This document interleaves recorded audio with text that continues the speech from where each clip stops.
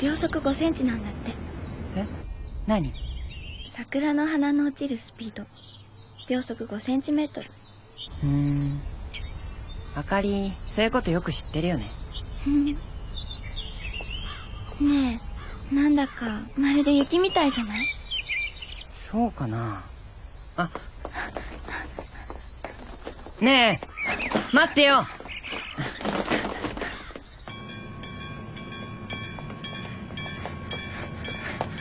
あかり！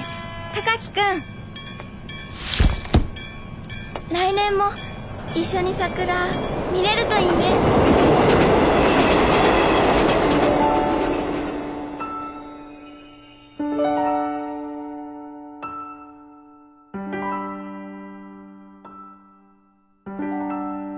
当の高木様へ大変ご無沙汰しております。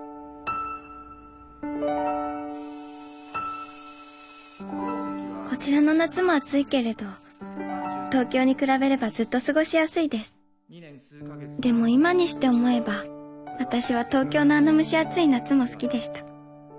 溶けてしまいそうに暑いアスファルトも、かげろうの向こうの高層ビルも、デパートや地下鉄の寒いくらいの冷房も。私たちが最後に会ったのは小学校の卒業式でしたから、あれからもう半年です。ねえ、高木くん、私のこと覚えていますか？前略、高木くんへ。お返事ありがとう。嬉しかったです。もうすっかり秋ですね。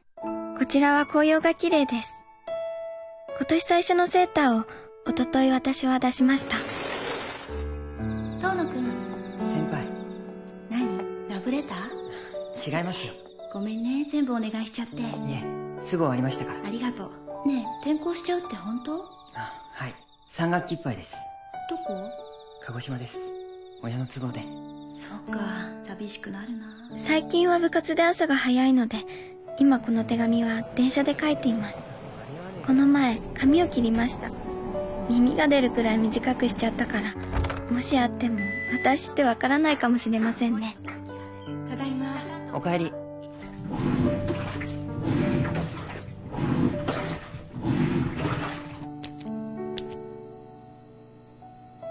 高木くんもきっと少しずつ変わっていくのでしょうね。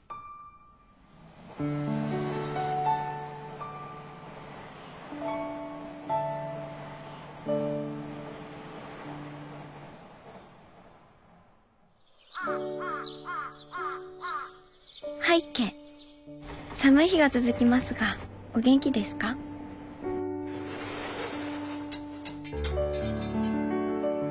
こちらはもう何度か雪が降りました。私はその度にものすごい重装備で学校に通っています。東京は雪はまだだよね。引っ越してきてからもつい癖で、東京の分の天気予報まで見てしまいます。雨でも降らねえかな。でも屋内でもきついぜ。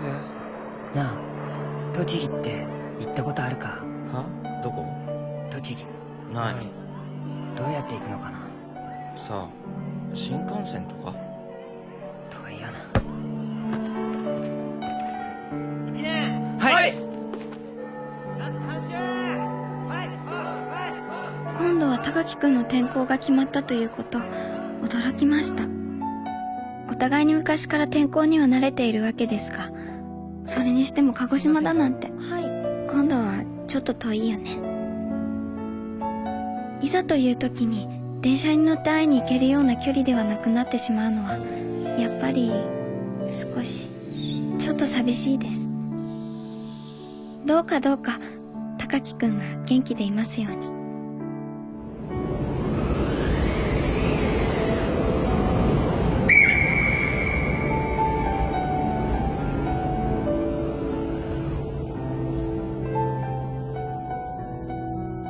前略、高木くんへ。3月4日の約束、とても嬉しいです。会うのはもう1年ぶりですね。なんだか緊張してしまいます。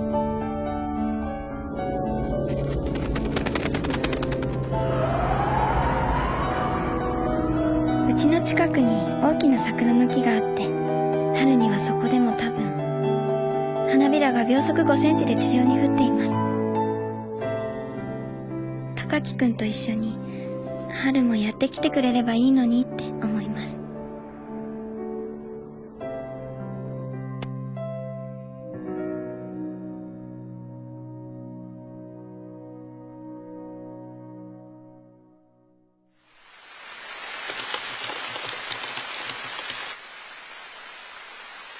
帰りどっか寄ってく？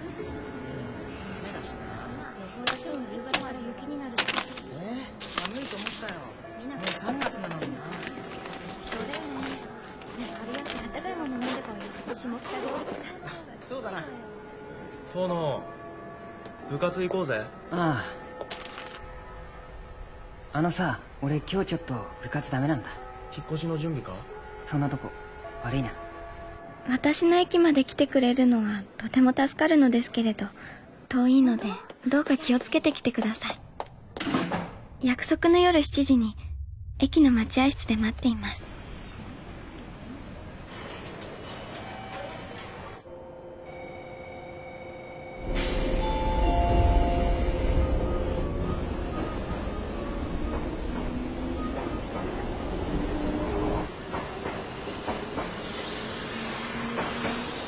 あかりとの約束の当日は昼過ぎから雪になった。あ、ねえ高木くん、猫チョビだ。こいついつもここにいるね。でも今日は一人みたい。ミミはどうしたの？一人じゃ寂しいよね。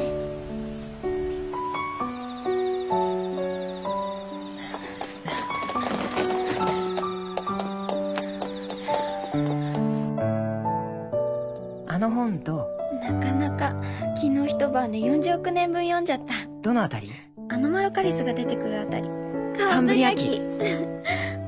私春木ゲニアが好きだな。こんなの。まあ似てるかも。高木くんは何のファン？オパビニアかな。目が5つある人だよね。僕とあかりは精神的にどこかよく似ていたと思う。僕が東京に転校してきた1年後にあかりが同じクラスに転校してきた。まだ体が小さく病気がちだった僕らはグラウンドよりは図書館が好きで、だから僕たちはごく自然に仲良くなり、そのせいでクラスメートからからかわれることもあったけれど、でもお互いがいれば不思議にそういうことはあまり怖くはなかった。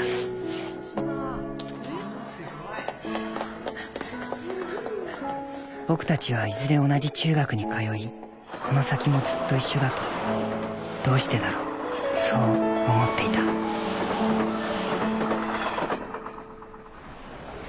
新宿終点です。お降りのお客様、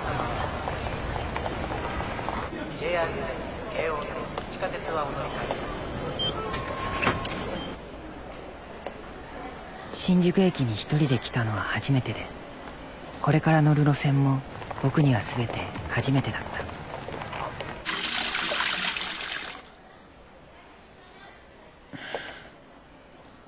ドキドキしていた。これから僕はあかりに会うんだ。こ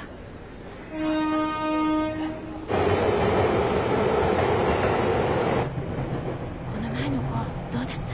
誰？ほら日照の。趣味はまもなく武蔵浦和に到着いたします。次の武蔵浦和では快速列車待ち合わせのため、この列車は4分ほど停車します。与野本町大宮までお急ぎの方は向かいの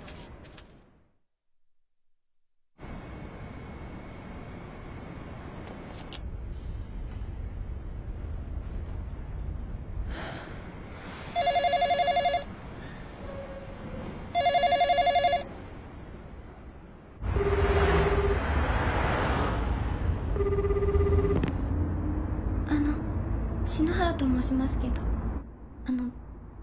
高木くんいらっしゃいますか？あかりちゃんよ。転校？西中はどうすんだ？せっかく受かったのに。栃木の公立に手続きするって。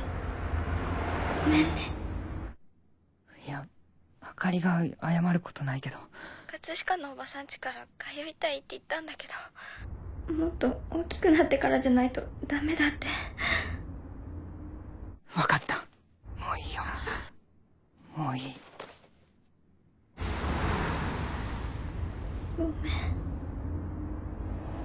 耳が痛くなるくらい押し当てた受話器越しにあかりが傷つくのが手に取るように分かった。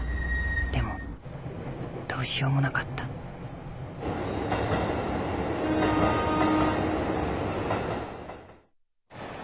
美味しかったな、あそこ。じゃあまたね。乗り換えのターミナル駅は帰宅を始めた人々で混み合っていて、誰の靴も雪の水を吸ってぐっしょりと濡れていて、空気は雪の日の都市独特の匂いに満ちて冷たかった。お客様にお知らせいたします。宇都宮線小山宇都宮方面行き列車はただいま雪のため到着が8分ほど遅れております。お急ぎのところお客様には大変ご迷惑をおかけいたします。その瞬間まで僕は電車が遅れるなんていう可能性を考えもしなかった。不安が急に大きくなった。ただいまこの電車は雪のため着務に到着をしております。お急ぎのところ列車が遅れておりますことをご案内いたします。大宮駅を過ぎてしばらくすると、風景からはあっという間に建物が少なくなった。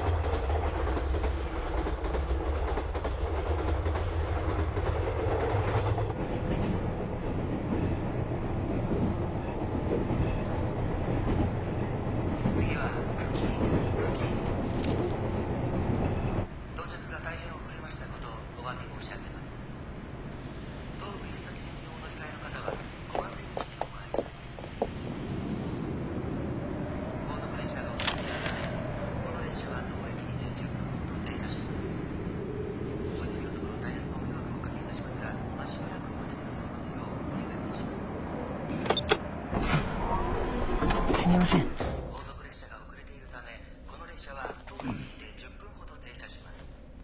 お急ぎのところ大変ご迷惑をおかけいたしますが、今しばら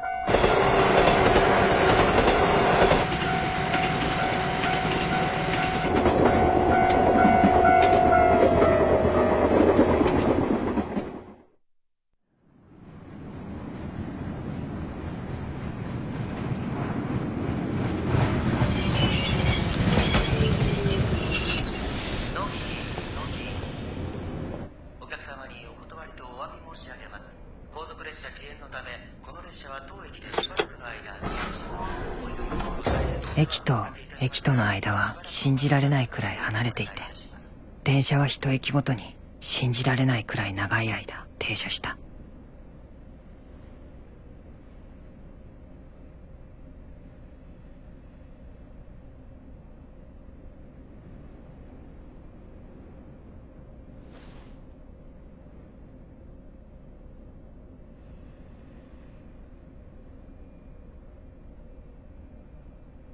窓の外の見たこともないような雪の荒野も、じわじわと流れていく時間も、痛いような空腹も、僕をますます心細くさせていった。約束の時間を過ぎて、今頃あかりはきっと不安になり始めていると思う。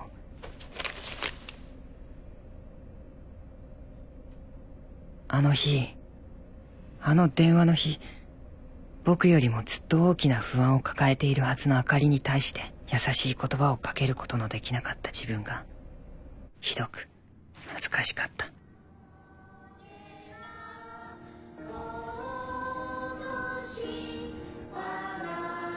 じゃあ今日でさよならだね。あかりからの最初の手紙が届いたのはそれから半年後、中1の夏だった。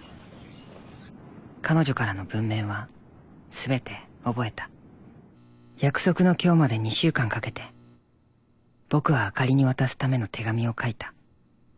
あかりに伝えなければいけないこと、聞いてほしいことが本当に僕にはたくさんあった。大変お待たせいたしました。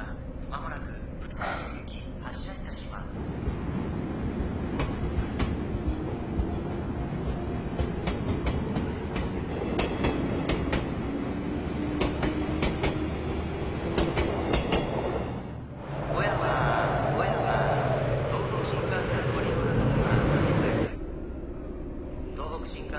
下り盛岡方面をお乗り換えの方は1番線、上り東京方面をお乗り換えの方は5番線へお回りください。水戸線をお乗り換えの方はお客様にお知らせいたします。ただいま両毛線は雪のため大幅な遅れをもって運転しております。お客様には大変ご迷惑をおかけいたしております。列車到着まで今しばらくお待ちください。次の上りとにかくあかりの待つ駅に向かうしかなかった。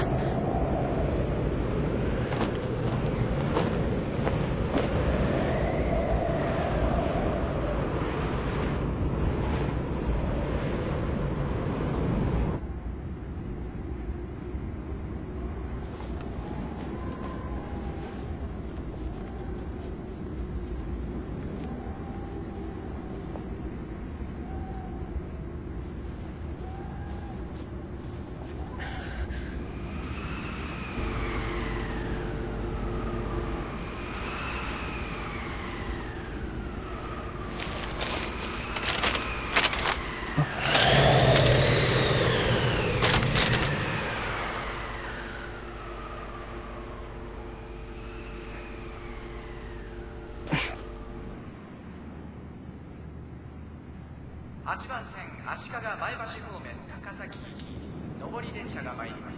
危ないので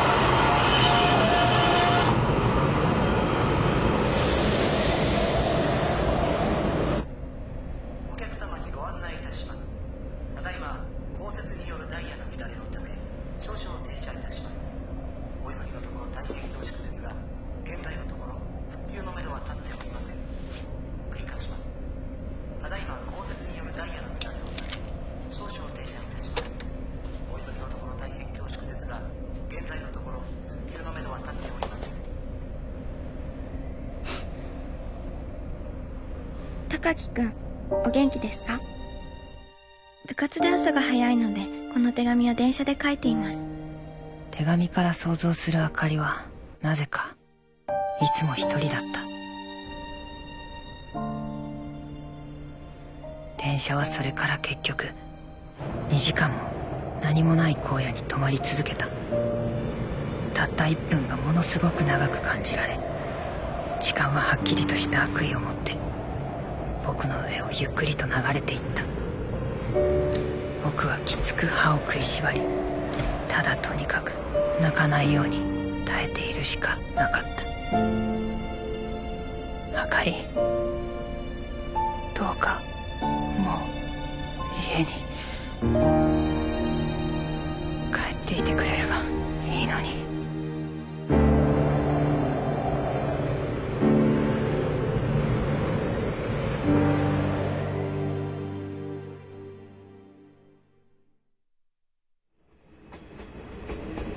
3番線足利前橋方面高崎行き列車到着いたします。この電車は雪のためしばらく停車します。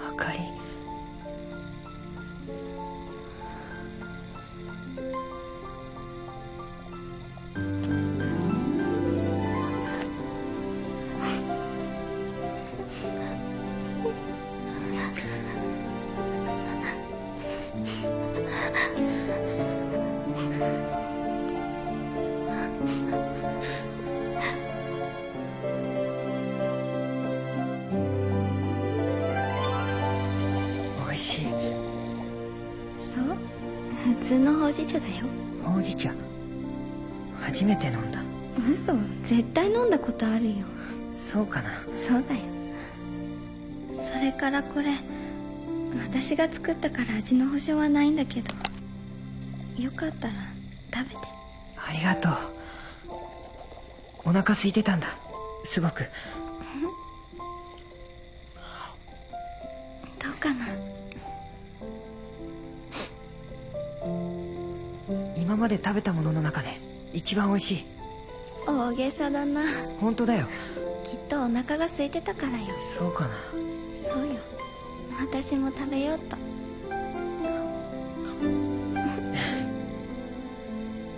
引っ越しもうすぐだよね。うん、来週。鹿児島か。遠いんだ。栃木も遠かったけどね。帰れなくなっちゃったもんね。そろそろ閉めますよ。もう電車もないですし。はい。こんな雪ですからお気をつけて。はい、はい。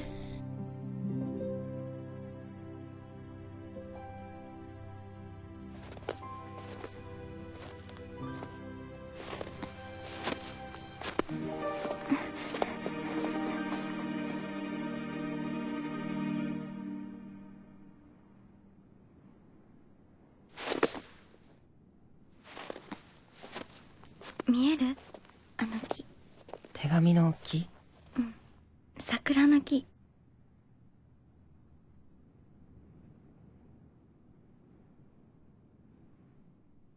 ねえ、まるで雪みたいじゃない？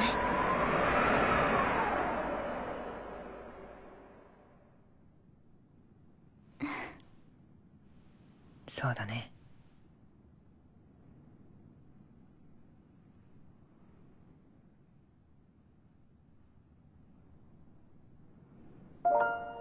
その瞬間、永遠とか心とか魂とかいうものがどこにあるのか分かった気がした。13年間生きてきたことの全てを分かち合えたように僕は思い、それから次の瞬間、たまらなく悲しくなった。あかりのそのぬくもりを、その魂をどのように扱えばいいのか、どこに持っていけばいいのか、それが僕には分からなかったからだ。僕たちはこの先もずっと一緒にいることはできないとはっきりと分かった。僕たちの前には未だ巨大すぎる人生が、暴漠とした時間がどうしようもなく横たわっていた。でも僕を捉えたその不安はやがて緩やかに溶けていき、後にはあかりの柔らかな唇だけが残っていた。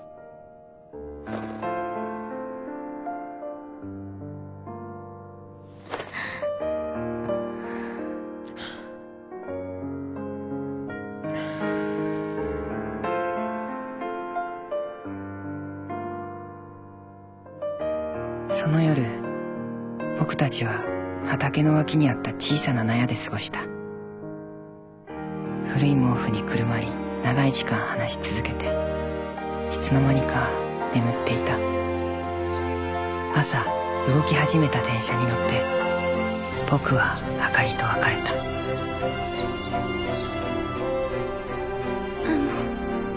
高木くん。高木くん、きっとこの先も大丈夫だと思う。絶対。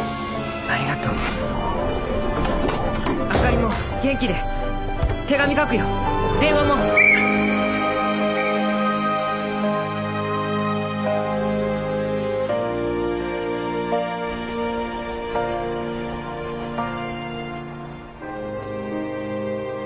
あかりへの手紙をなくしてしまったことを僕はあかりに言わなかった。あのキスの前と後とでは世界の何もかもが変わってしまったような気がしたからだ。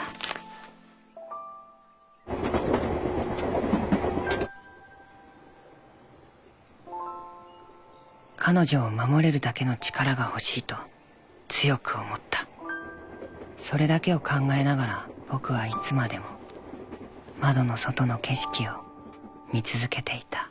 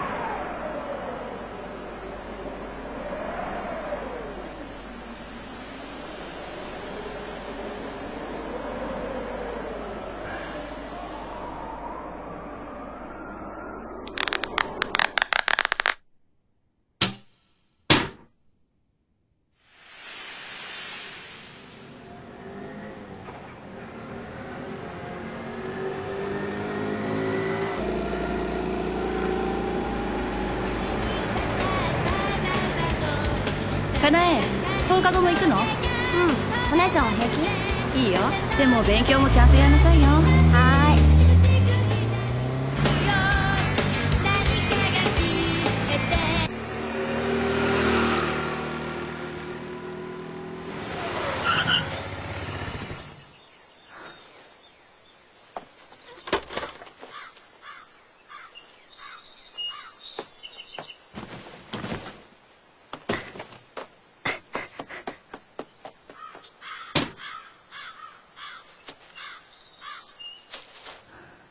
よし。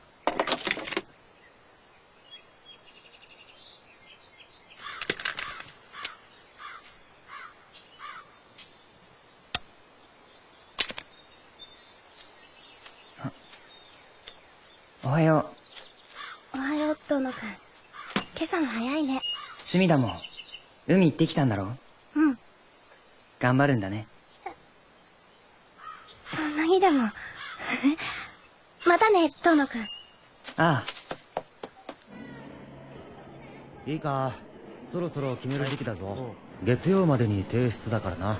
ご家族とよく相談して書いてくるように。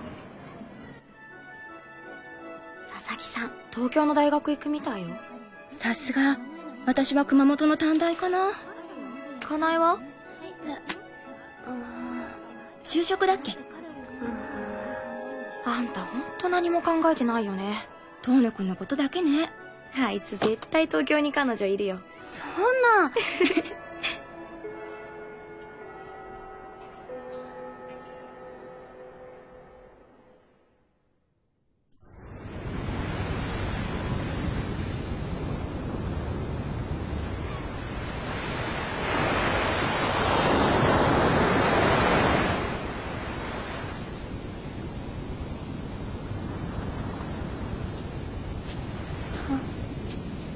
まだうまくいかない？どうしちゃったのかな。あんまり悩まない方がいいよ。そのうちまた乗れるわよ。お姉ちゃんは気楽でいいわよ。何焦ってんのよ。このままじゃ卒業まで言えないじゃない。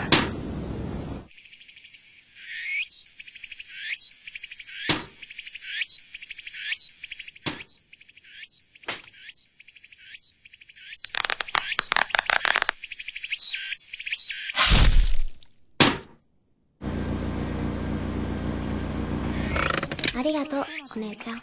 送ってくわよ。カブで帰る。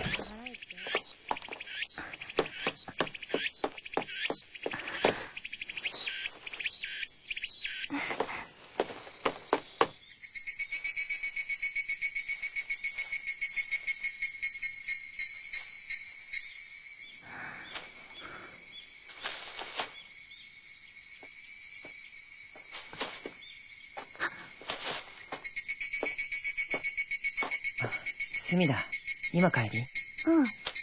遠野くんも？ああ。一緒に帰らない？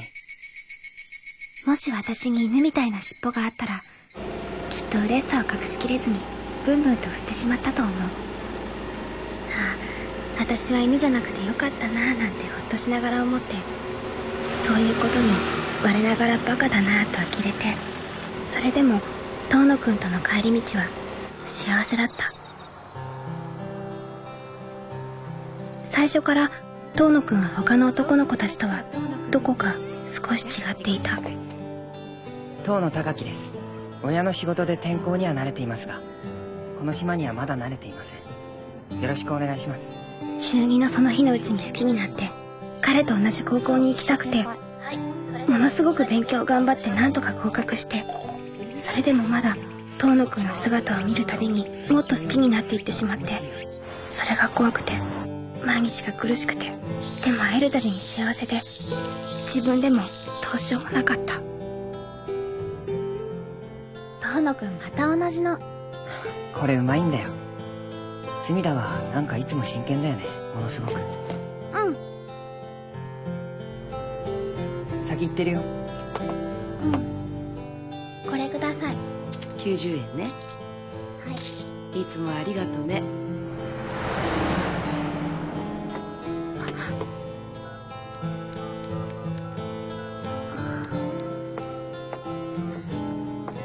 おかえり。何買ったの？迷ったんだけど。遠野くんは時々誰かにメールを打っていて、その度に私は、それが私宛てのメールだったらいいのにって、どうしても、いつも思ってしまう。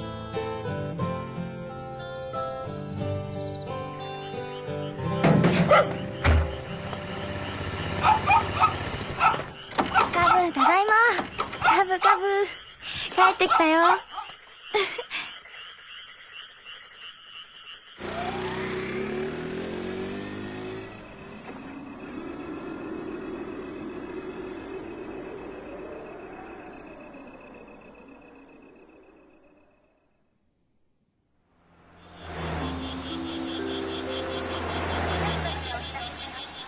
次回の当番スタンドは社会の農協級3年1組の隅田かなえさん、伊藤先生がお呼びです。生徒指導室まで来てください。遠野の彼女じゃん。彼女とかじゃないよ。学年で出してないのは隅田だけだぞ。すみません。こう言っちゃなんだが、そんなに悩むようなことじゃないんだよ。隅田先生は何て言ってるんだ？いえ。どうしても決められないなら、県内の短大とかはどうなんだ？でも、お姉ちゃんは関係ないのに。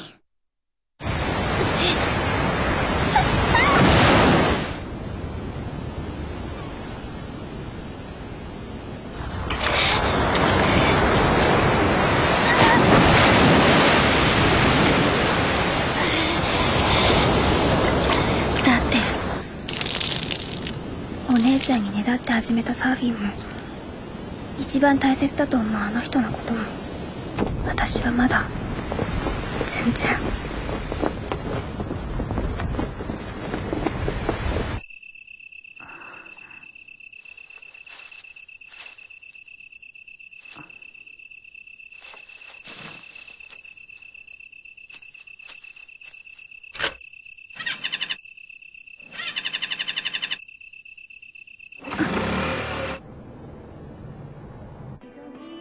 いつもありがとね。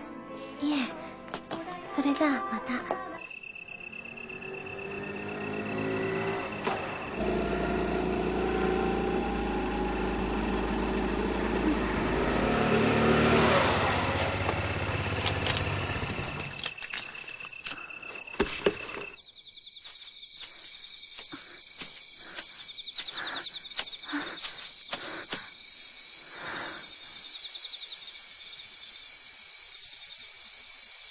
遠野くんがいる場所に来ると、胸の奥が少し苦しくなる。遠野くん。隅田、どうしたの？よくわかったね。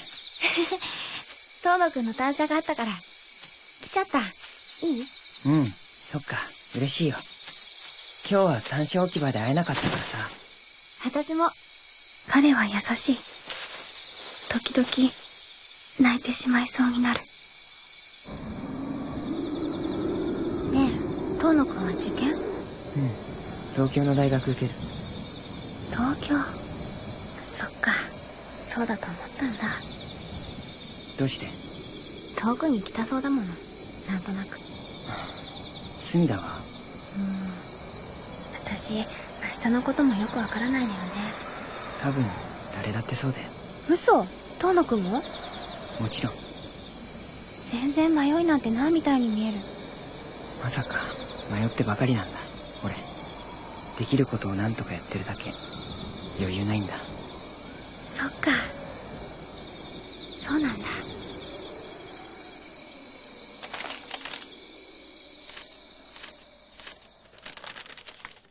飛行機？うん。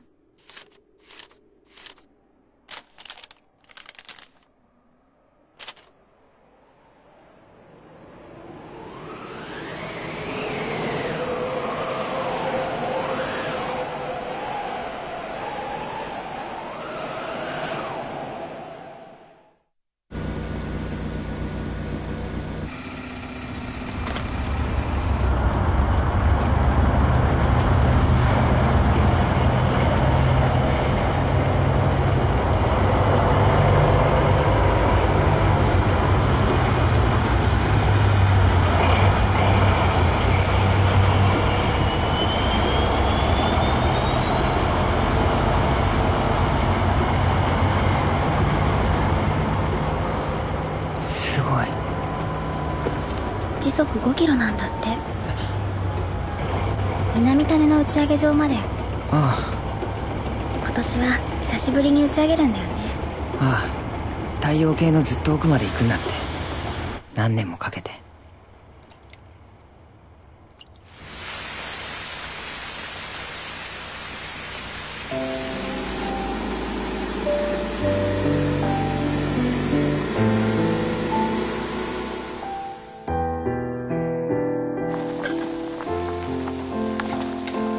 あんた、かなえの進路ちゃんと相談に乗ってやんなさいよ。ぼんやりした子なんだから。大丈夫よ。あの子ももう子供じゃないんだし。私も昔はああだったな。ねえカブー、遠野くんもわからないんだって。一緒なんだ、遠野くんは。それは本当に想像を絶するくらい孤独な旅であるはずだ。本当の暗闇の中をただひたむきに、一つの水素原子にさえめったに出会うことなく、ただただ深淵にあるはずと信じる世界の秘密に近づきたい一心で。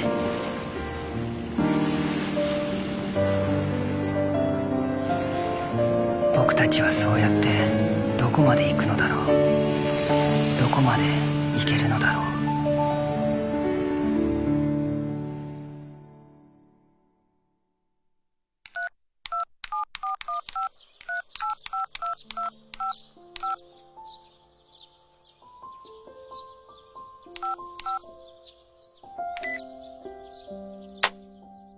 出す当てのないメールを打つ癖がついたのはいつからだろう。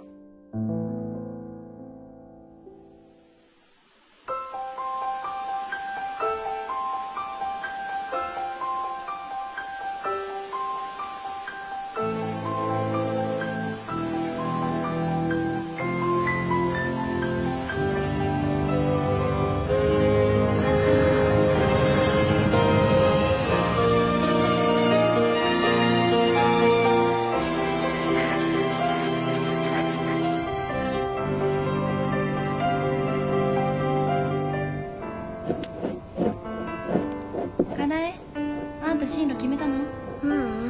やっぱりまだわかんないけど、でもいいの、決めたの。一つずつできることからやるの。行ってくる。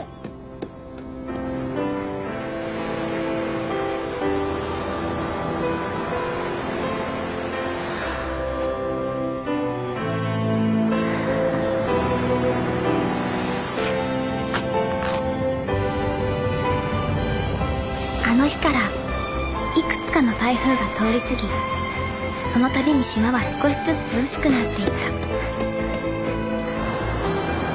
トウキビを揺らす風がかすかに冷気をはらみ、空がほんの少し高くなり、雲の輪郭が優しくなって、カブに乗る同級生たちが薄いジャンパーを羽織るようになった。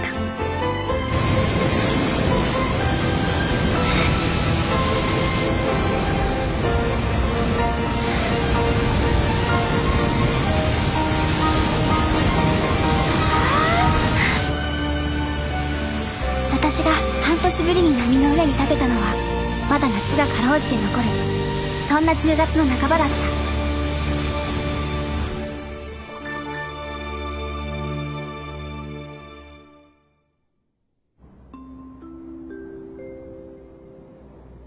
本日夕方からの天候は晴れ、最大風速は8メートルの予報となっています。佐々木さん、山田から告白されたらしいよ。さすがだな。あれ、かなえなんか今日嬉しそうね。遠野くんとなんかあったの？嘘。大事なのはこの公式。私だって今日こそ遠野くんに告白するんだ。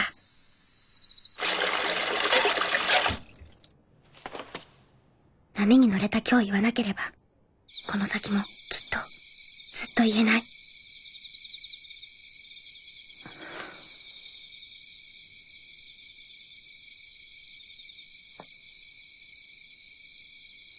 隅田。遠野くん。今帰り？うん。そっか。じゃあ、一緒に帰ろうよ。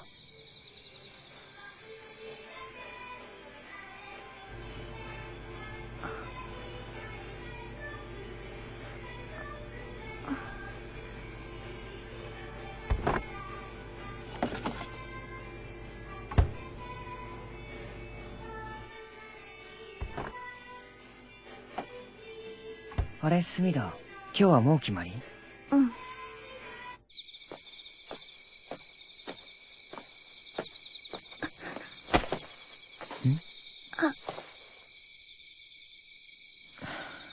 どうしたの？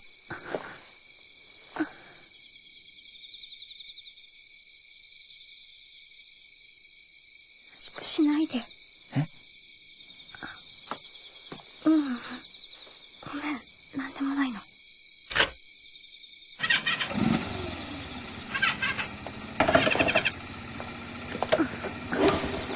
調子悪い？うん。変だな。ダメ？うん。プラグの寿命なんじゃないのかな。これお下がり？あ、お姉ちゃんの。加速で息継ぎしてなかった？してたかも。今日はここに置かせてもらって、後で家の人に取りに来てもらいなよ。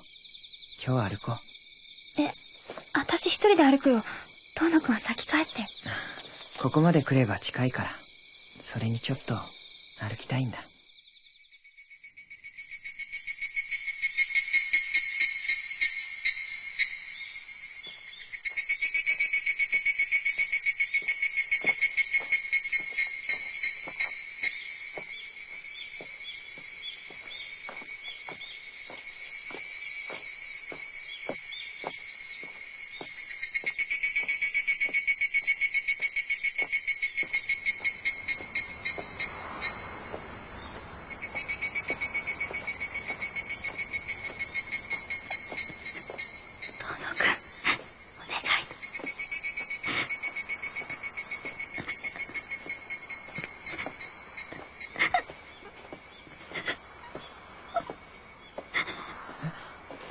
どうしたの？ごめん。なんでもないの。ごめんね。隅田。お願いだから、もう、私に、優しくしないで。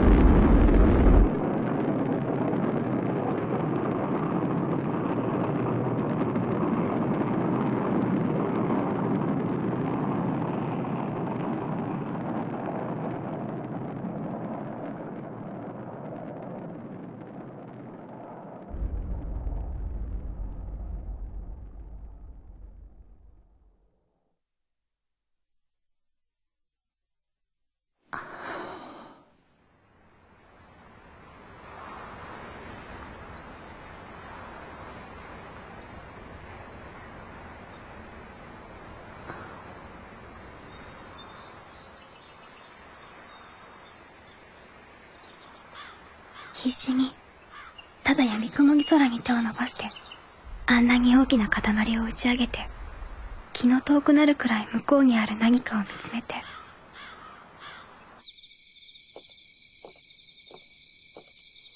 遠野くんが他の人と違って見える理由が、少しだけ分かった気がした。そして同時に、遠野くんは私を見てなんていないんだということに、私ははっきりと気づいた。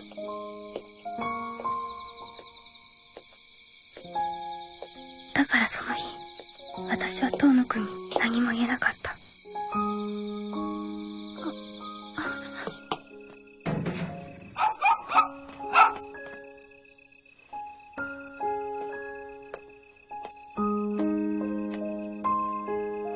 遠野くんは優しいけれど、とても優しいけれど、でも遠野くんはいつも私のずっと向こう、もっとずっと遠くの何かを見ている。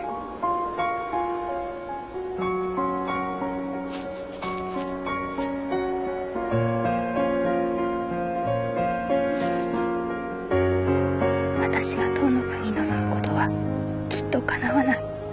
それでも私は遠野くんのことをきっと明日も明後日もその先もやっぱりどうしようもなく好きなんだと思う。遠野くんのことだけを思いながら、泣きながら私は眠った。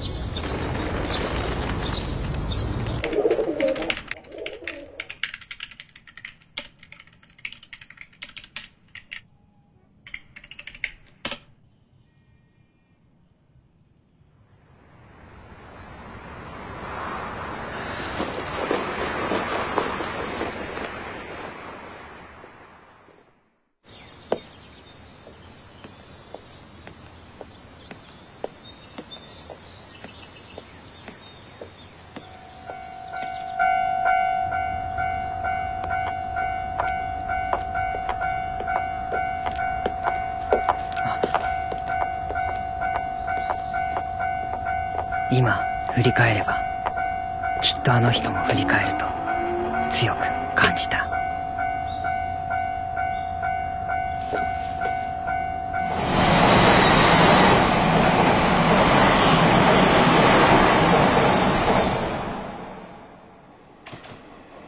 中央ソウル最終電車東京行きが到着します。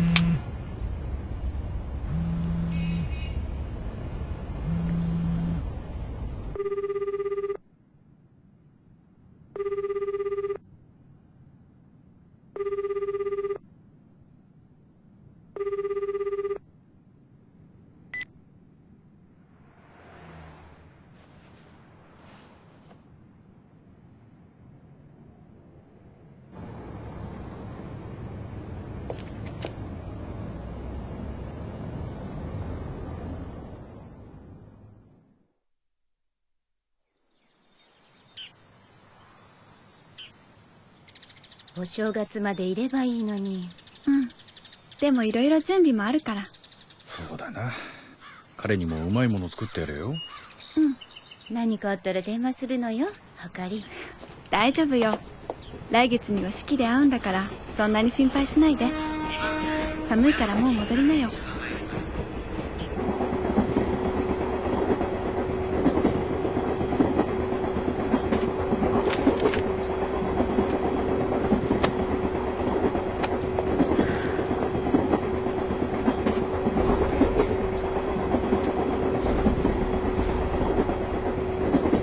ゆうべ、昔の夢を見た。私も彼もまだ子供だった。きっと昨日見つけた手紙のせいだ。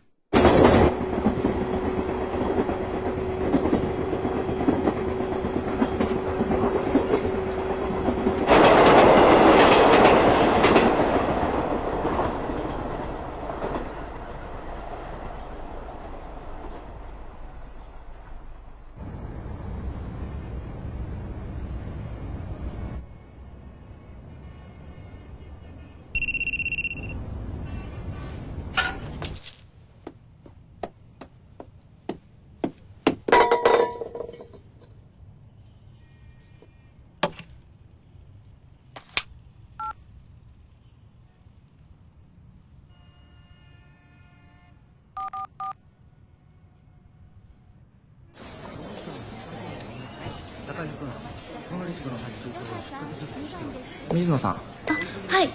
ミーティングいいかな？はい。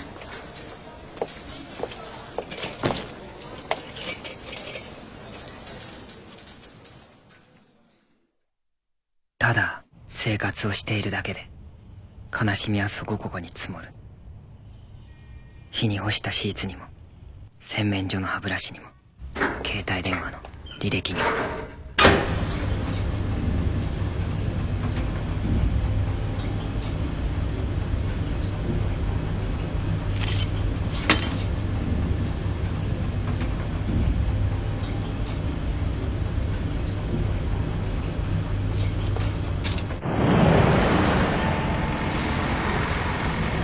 あなたのことは今でも好きです。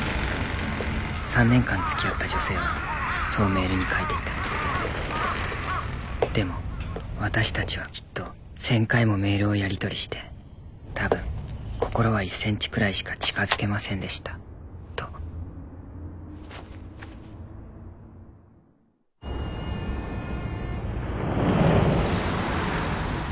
この数年間、とにかく前に進みたくて、届かないものに手を触れたくて、それが具体的に何を指すのかも、ほとんど脅迫的とも言えるようなその思いがどこから湧いてくるのかもわからずに、僕はただ働き続け、気づけば日々弾力を失っていく心がひたすら辛かった。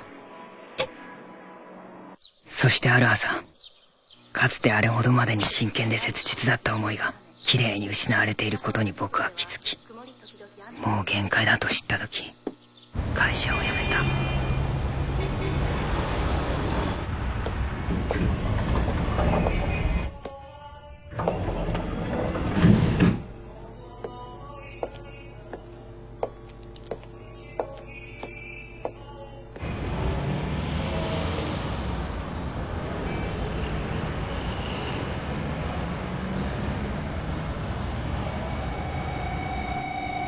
昨日夢を見た。ずっと昔の夢。その夢の中では僕たちはまだ13歳で、そこは一面の雪に覆われた広い田園で、人家の明かりはずっと遠くにまばらに見えるだけで、降り積もる新雪には私たちの歩いてきた足跡しかなかった。そうやっていつかまた一緒に桜を見ることができると、私も彼も何の迷いもなくそう思っていた。いつでも探しているよ、どっかに君の姿を。向かいのホーム、路地裏の窓、こんなとこにいるはずもないのに、願いがもしも叶うなら、今すぐ君のもとへ。できないことはもう何もない、すべてかけて抱きしめてみせるよ。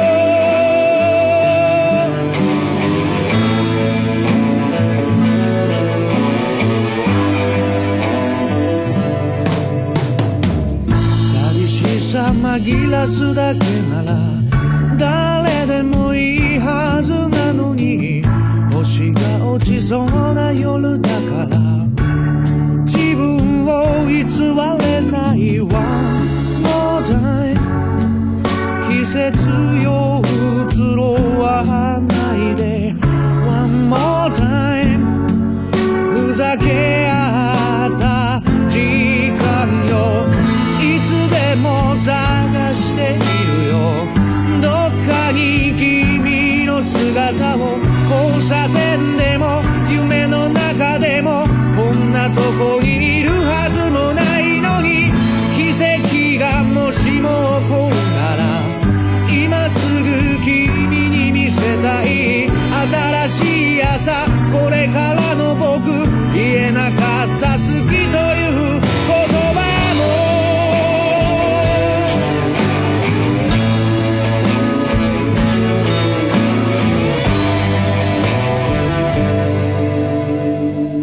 夏の思い出が回る、不意に消えたこと、いつでも探しているよ。